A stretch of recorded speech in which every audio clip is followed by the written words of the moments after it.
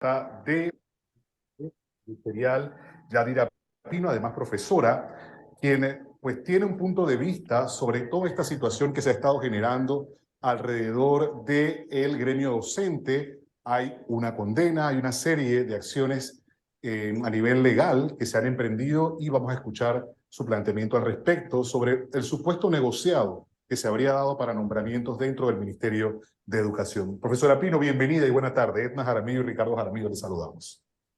Cómo no, muy buenas tardes a ustedes y también, por supuesto, a la audiencia, tan importante el programa. Gracias por la oportunidad. En efecto, este tema, este escándalo, esto ha surgido acerca del manejo de los nombramientos y traslados del Ministerio de Educación. No es un tema nuevo, es un tema que ya es conocido por los distintos ministros que han pasado por esta cartera y que se les ha hecho saber la necesidad de cambiar los mecanismos. Hay un problema aquí y es solo enfocar a un sector, porque lo que hemos visto de parte del Ministerio Público, que casi siempre lo hace, cuando quiere hacer un show mediático, se genera toda una serie de expectativas y como que están correteando a alguien, están persiguiendo a alguien, o sea, se genera toda una serie de expectativas acerca de eso. En este sentido, este tema no solamente involucra a docentes, supuestamente, hay administrativos tanto de planta central como de regionales. Entonces, cuando digo que esto es de conocimiento de los ministros anteriores, incluso la actual ministra, es evidente que no han querido hacer los cambios. Fíjense, nosotros como FETEP, como Federación de Trabajadores y Trabajadoras de la Educación de Panamá, hemos entregado en diversas ocasiones esas propuestas. ¿Qué hay que cambiar? Los procesos. Hay que fiscalizar más, hay que supervisar más, pero eso no se hace. Y si no se hace es porque se quiere continuar con los mismos mecanismos. Al final, hay todo un engranaje comprometido, es decir, la corrupción está institucionalizada. Hay involucrados ministros, hay involucrados directores a nivel nacional, hay, o sea, funcionarios de alta jerarquía. Y ese es el problema, que cuando no se cambia el sistema, cuando no se cambia el modo de operar, es porque en alguna medida le está funcionando a alguien o le está funcionando a algunas personas. Entonces, ojalá el Ministerio Público actúe de otra forma.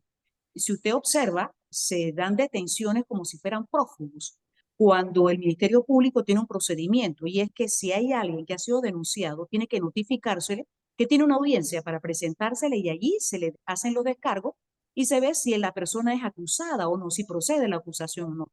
En este caso, se ha procedido rápidamente a hacer una detención, hasta con grilletes y todo lo demás, se le ha faltado el debido proceso y los derechos humanos de estas personas, sin siquiera fijarse una acusación. Ahora resulta que de todas las personas, prácticamente dos quizás son las que han ya se les ha oficializado algún tipo de acusación.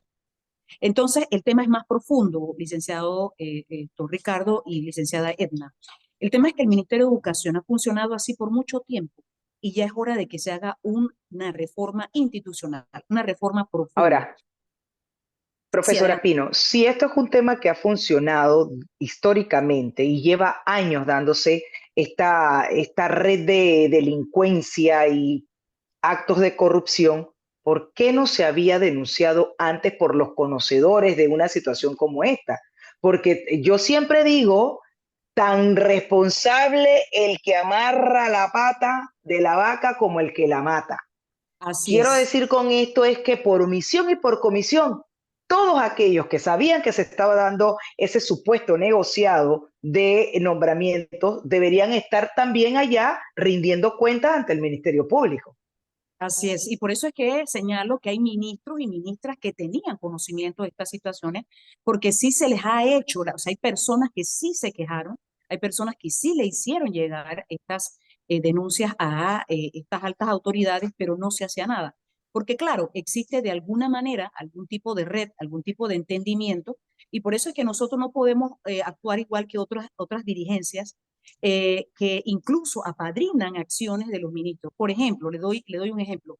La actual ministra de Educación separó a 3 comisionados en su administración 2009-2014, porque no quisieron firmar ternas que no podían firmar porque ellos no habían hecho el proceso, porque no se lo había permitido. Y la ministra, a pesar de eso, hizo el nombramiento de los directores y sacó o separó a esos 3 comisionados. Y ellos no habían cometido ninguna ilegalidad, al contrario, se estaban precisamente cuidando de eso. Eso quedó impune. incluso casi pierden el trabajo. En el caso de cuando la reciente ministra que pasó, pues, Maruja Gordá de Villalobos, a mí, yo estuve en la comisión. Estuve en la comisión y sé cómo se maneja eso y siempre le dije a las personas, si usted se siente acosado, acosada, si usted siente que le están violentando, que le están haciendo propuestas indecentes, usted tiene que apersonarse y hacer las denuncias en las instancias correspondientes. Le dimos diversidad de, digamos, orientaciones para que lo hicieran, porque eso es nuestro papel. Pero como no teníamos en firme una acusación, por supuesto que no podíamos intervenir. Pero sí es cierto que las denuncias llegaban a algunos ministros o ministras. Entonces, por eso es que le digo que aquí hay una complicidad del sistema y que ahora, bueno, esto se ha querido solo enfocar a los docentes cuando hay administrativos y personas particulares, porque hay una red también fuera, que es la que capta a las personas para poder que de esta manera se pueda hacer ese contacto. Entonces, a mi persona, por ejemplo, la ministra que salió, me sacó de la comisión sin ningún tipo de legalidad, no le confería eso, pero porque un secretario general me expulsa por decir la verdad, entonces me expulsa para poder sacarme de la comisión. Y de allí se comienzan a hacer toda una serie de acciones dentro de la comisión. No querían testigos, no querían testigos de las cosas que se estaban dando. Incluso hasta me mandaron un comisionado de Herrera en ese momento. Entonces, estos dos ejemplos indican que los ministros, cuando quieren actuar, lo pueden hacer. Pero Ahora, cuando profesor, quieren ser cómplices, entonces callan y dejan que los procesos continúen. profesora Pino, no puedo dejar de hacer esta pregunta antes que el tiempo nos venza, porque estamos un poco cortos de tiempo, pero aquí en su momento, y me parece que fue la administración de la actual ministra, implementó el PROVEL. El PROVEL era un sistema automatizado en el que no entraba la discrecionalidad de una persona, etcétera, etcétera, y aquí se abolió, se eliminó prácticamente este recurso, que lo que emulaba era el tipo de recurso que se utiliza, por ejemplo, en la CP, que ahí yo no desconozco obviamente el sistema, pero no debería influir la decisión de un individuo, una persona. Y se abolió con eso. ¿No era esto un paso a sacar precisamente esas manos que están todas metidas buscando lo que ha ocurrido? Históricamente, el Ministerio de Educación siempre centralizó los nombramientos y los traslados. Es a raíz de las denuncias que habían de los manejos de funcionarios administrativos del Meduca de compra y venta, que entonces se genera el hecho de que se abriera la participación ciudadana con miembros de la comunidad, padres de familia y gremios docentes. Por eso fue que se hizo. Por eso que le digo que esto no es de ahora. Y esto ha habido complicidad de otros ministros. Entonces, por eso fue que se abrió el tema de las comisiones, que antes eran juntas regionales de educación, luego se cambió a comisiones de selección, pero era para abrir la participación y que más ojos y más oídos fueran, digamos, testigos de lo que pudiera pasar y denunciar lo que sucedía. Pero bueno, se cae nuevamente, ¿por qué? Porque se cae en el mismo sistema, porque no hay fiscalización, no hay supervisión. Y se lo aseguro que si eso existiese, no ocurriese este tipo de situación. El PROVEL existe. Si usted se va a la página del Meduca, ahí está. Y las personas pueden tener acceso. Lo que se hizo fue eliminar del concurso general, y el concurso general durante el mes, los meses posteriores al concurso. El concurso general se publica. Todos tienen derecho a ver, todos ven e ingresan en las vacantes que quieren. El PROVEL se elimina es de lo del resto del año, que son licencias, ya sea por meses o sea por años, que lleguen a las comisiones de selección y que requieren que sea más rápido. Ahora, permitir que el sistema sea solamente centralizado y que una sola persona o un sistema que alguien maneja también es peligroso. Por eso que es importante que hayan más ojos que vean y más oídos que escuchen, pero que haya esa supervisión y esa fiscalización, se cambien los procesos, sea más ágil, por supuesto, sea más transparente y si hay fiscalización y supervisión, yo le aseguro, nuevamente le reitero, que este tipo de situaciones no va a ocurrir. Entonces, nuestro llamado es tanto a la ministra, que se hagan los cambios. El perfil de quienes aspiran a llegar a las comisiones de selección, hay que hacerlo más rígido, hay que ser más exigente. Los procesos y procedimientos hay que cambiarlos y hay que instalar fiscalización y supervisión. En el caso del Ministerio Público, pues debe hacer el debido proceso y no abusar o no hacer uso pues excesivo de la fuerza o saltarse el debido proceso, porque esto definitivamente pues se lesiona los derechos humanos de las personas. Entonces, es un poco como sospechoso que al día siguiente de que se da la audiencia, se hizo las capturas. Se sabía la fecha de audiencia, solamente había que hacer las notificaciones a las personas que habían sido denunciadas. y las personas debían presentarse.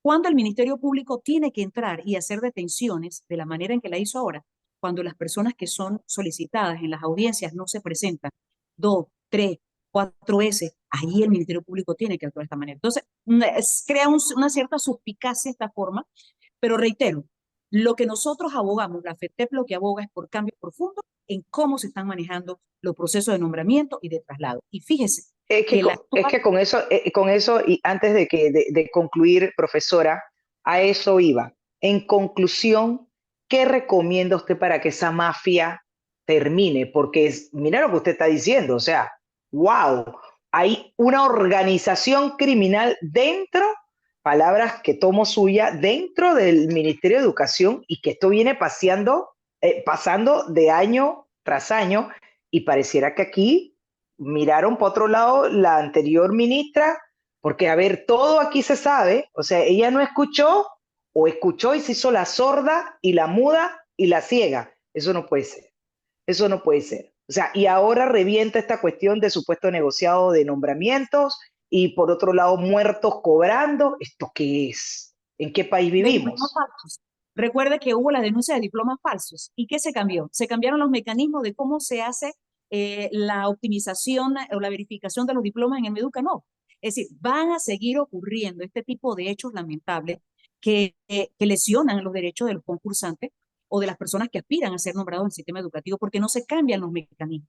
No hay protocolos para verificar, no hay la supervisión o la fiscalización. Si estos cambios profundos no se hacen, licenciada, va a seguir ocurriendo este tipo de violaciones, va a seguir ocurriendo este tipo de hechos que son lamentables realmente y le hacen un grave daño al Ministerio de Educación, porque fíjese, la actual ministra nombró depredadores sexuales que ya habían sido condenados. ¿Cuántos depredadores sexuales no han sido nuevamente nombrados al Ministerio de Educación cuando ya han Pero sido condenados? profesora, lo importante de esas transformaciones y cambios profundos que usted está diciendo hay que hacerse es que ustedes lo acuerpen, porque el problema es que cuando los cambios se quieren hacer, yo no quiero, ay, no, que mira, entonces, porque pasa incluso cuando se les quería a ustedes evaluar, ustedes que, ay, no, no quiero que me evalúen, ¿y por qué tengo que? Entonces el problema es que es también un poco difícil cuando de cambio nos referimos. Entonces, ustedes también tienen que estar de acuerdo a que el sistema, a que se hagan las profundas transformaciones y estar de acuerdo en que se acabe ese tipo de sinvergüenzuras y maleanterías, porque de verdad que al final del camino nos perjudicamos todos. Yo creo que con la educación no se debe, no, Así es. ahí no debe ni política, ni debe haber estos tipos de escándalos, es educación.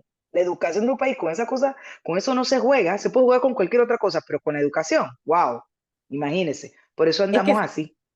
efectivamente, en este tema nosotros ya le digo que hemos hecho las propuestas, pero no se han tomado en cuenta. Y le aseguro que por esa razón propio hay dirigentes que no, digamos que no consideran nuestras propuestas y no las avalan o no las acuerpan precisamente porque les conviene que de alguna manera se mantenga ese sistema. Nosotros como FETEP no estamos de acuerdo, hay que hacer esos cambios. Y pues en el tema de evaluación en algún momento ojalá podamos hablar, ahí esa es otra tela que cortar, pero sí en este tema es necesario pues que estos cambios se hagan y desde quien se escoge como ministro o ministra, que pasen por un concurso. Los directores nacionales, la ley lo establece que tienen que ser elegidos por concurso, pero no se hace, se ponen de a dedo. Claro, si se siguen poniendo de a dedo personas que tienen que tomar decisiones y que tienen que ver con los concursos, dígame, el relajo y el sistema corrupto se va a mantener precisamente porque no se está cumpliendo con la ley.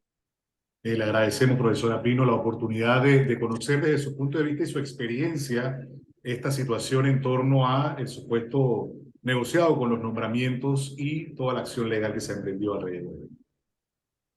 Gracias. Buena tarde. Igualmente.